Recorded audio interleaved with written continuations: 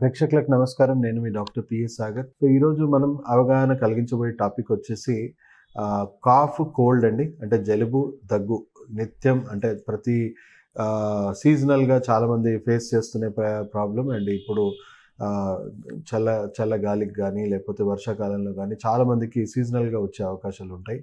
So ఈ ఇంటి చిట్కాలు అంటే మీకు ఇంట్లో ఉండి వీటికి ఎలా వైద్యం చేసుకోవాలి, ఎలా మీరు ట్రీట్ చేసుకోవాలి అనే విషయం మీద ఈరోజు మీకు అవగాహన కలిగించబోతున్నాను. సో జలుబు అనేది మనం చూసుకుంటే మన రోగనిరోధక శక్తి తక్కువ ఉంది అని అర్థం చేసుకోవాలి. ఊరికే జలుబు వస్తుంది, ఊరికే దగ్గు వస్తుంది అంటే మనం అర్థం చేసుకోవాల్సింది ఏంటంటే మన రోగనిరోధక శక్తిలో కొన్ని డిఫెక్ట్స్ ఉన్నాయని అర్థం చేసుకోవాలి. సో మనం పౌష్టికాహారము మన రోగనిరోధక శక్తి పెంపొందించుకోవడానికి కావాల్సినవి అన్నీ కూడా మనం పాటిస్తూనే కొన్ని ఇంటి చిట్కాలు మీరు రెగ్యులర్గా పాటించండి. అంటే మనం చూసుకుంటే పసుపు, అల్లము, కొద్దిపాటి మిరియాలు అలాంటివి కషాయం పెట్టుకోవాలి. పసుపు, అల్లము, మిరియాలు కషాయం పెట్టుకోండి. మీకు అది కాఫ్కి ఒకవేళ మిరియాలు అంటే కోల్డ్కి అయితే ఇది బెస్ట్ అండి. మిరియాలు కషాయం లాగా మనం చేసుకొని పొద్దున సాయంత్రం దాన్ని తాగండి. అంటే వచ్చిన వెంటనే మనం తాగేస్తే అది జబ్బు తీవ్రత పెరుగుండదు కాబట్టి మనం తొందరగా నయం చేసుకోవడానికి హెల్ప్ అవుతుంది. మనం 2-3 రోజులు ఆగి దాన్ని ముదిరాక మనం వాడితే ఎక్కువ రోజులు సేవించాల్సిన అవసరం ఉంటుంది. ఎందుకంటే అది ఎంతైనా కూడా మీకు చెప్పాలంటే జలుబుకి ఎలాంటి మందులు కూడా లేవు. అంటే మోడర్న్ మెడిసిన్లో లేవు. జలుబుకి అసలు మందు అనేది ఇప్పటివరకు కనిపెట్టలేదు. సో కేవలం ఉపశమనం కలిగించడం, ఎందుకంటే అది ఒక వారం రోజులు, 10 రోజులు, 2 రోజులు, 3 రోజులు మన శరీరంలో ఉండి అదంతలో అదే మన శరీరం రోగనిరోధక శక్తి నయం చేసుకునే దాకా మనకు ఉపశమనం కలిగించాలి. సో ఇప్పుడు మీరు పసుపులో ఉన్న యాంటీ ఇన్ఫ్లమేటరీ మన రోగనిరోధక శక్తి పెంపొందించే గుణం ఏదైతే ఉందో అండ్ మనకి అల్లం ఏదైతే ఉందో అల్లం మన ఫ్లమ్ని బ్రేక్ చేయడానికి అంటే మ్యూకస్ని బ్రేక్ చేయడానికి మీకు ఉపశమనం పొందుతూ ఉంటుంది. అండ్ మిరియాల వల్ల కూడా మీకు కోల్డ్ అనేది తొందరగా కంట్రోల్ అవ్వడానికి హెల్ప్ అవుతుంది. కాబట్టి ఈ కషాయాన్ని మీరు ప్రిపేర్ చేసుకోండి.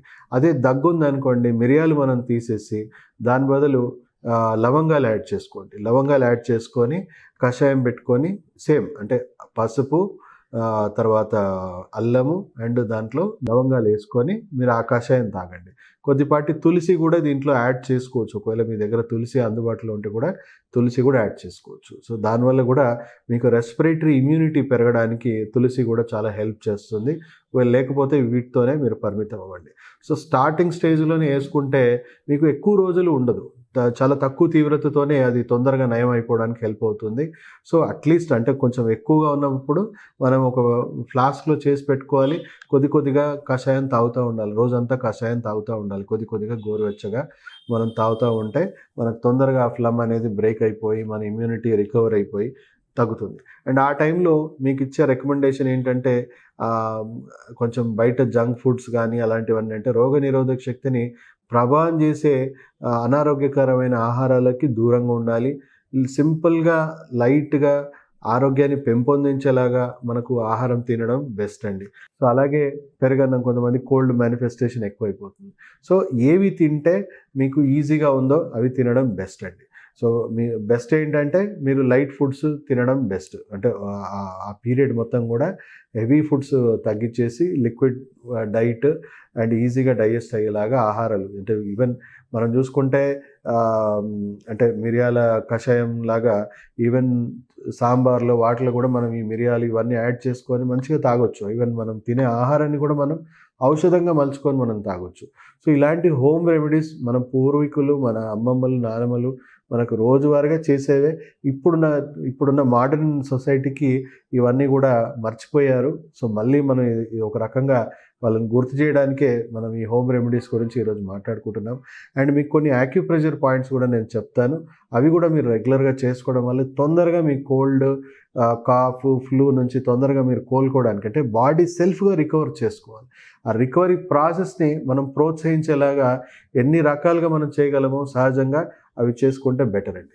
సో చూసుకుంటే ఈ వేళ్ళు ఏవైతే ఉన్నాయో వేళ్ళు పైన భాగం టిప్స్ అన్నీ ఉన్నాయి కదండి, ఇవి కోల్డ్ని కంట్రోల్ చేయగలిగి సైనసెస్ ఏవైతే జలుబు ఊకే ముక్కు దిబ్బడ ఇవన్నీ ఎవరుతూ ఉంటాయో ఆ ముక్కు దిబ్బడ ఇవన్నీ తగ్గించడానికి, సైనస్ని కంట్రోల్ చేయడానికి, ఎలర్జీని కంట్రోల్ చేయడానికి ఇది హెల్ప్ అయ్యే కొన్ని మంచి మర్మాలండి.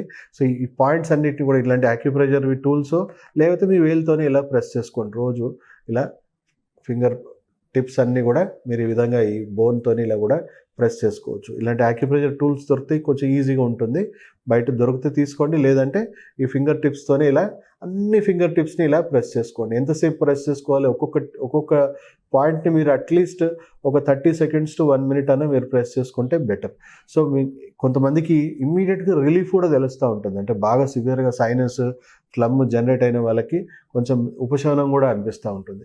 తర్వాత ఈ ఈ ఈ పాయింట్తో పాటు మీరు ఇక్కడ ఉన్న ఈ లంగ్స్ పాయింట్ని కూడా మనం ఈ విధంగా ఒత్తుతూ ఉండడం వల్ల ఎక్సెస్ మ్యూకస్ ఏవైతే లంగ్స్లో జమ అయిందో, కఫం జమ అయిందో అదంతా కూడా తొందరగా డిజాల్వ్ అవ్వడానికి మనకి హెల్ప్ అవుతుంది.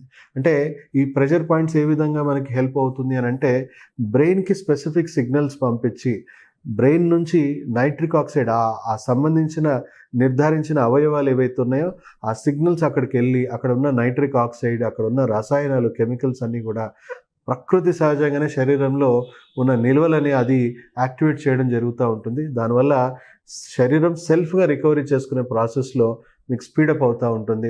కొంతవరకు ఇమీడియట్ ఉపశమనం కూడా తెలుస్తూ ఉంటుంది. At the same time recovery process speed up అవుతుంది. సో ఈ ప్రెషర్ పాయింట్స్ రోజు మీరు చేసుకోండి. అంటే ఒకవేళ మీకు రెగ్యులర్గా సైనస్, కాఫ్ ఇవన్నీ ఉంటాయంటే రోజువారీగా చేసుకోండి. ప్రివెన్షన్ అంటే మీకు మళ్ళీ ఊరికే రిపీట్ అవ్వకుండా, ఒకవేళ వచ్చినా ఎక్కువ తీవ్రత లేకుండా అయిపోతుంది. So prevention is always better than cure. And దీంట్లో మీకు ఏం ఖర్చు లేదు, మీ అంతలు మీరే రోజువారీగా మీరు చేసుకోవచ్చు. సో ఈ వీడియోని తప్పకుండా ప్రతి ఒక్కరికి వీడియోని షేర్ చేయాలని కోరుకుంటున్నాను. ఎందుకంటే మనము కోల్పోతున్న ఈ ప్రాచీనమైన నాలెడ్జ్ ఇప్పుడున్న ప్రపంచ ఆరోగ్య సంస్థ కూడా మళ్ళీ ప్రతి ఒక్క దేశానికి ఈ వైద్యం గురించి, మన సాంప్రదాయ వైద్యాల గురించి ప్రచారం తీసుకొస్తుంది.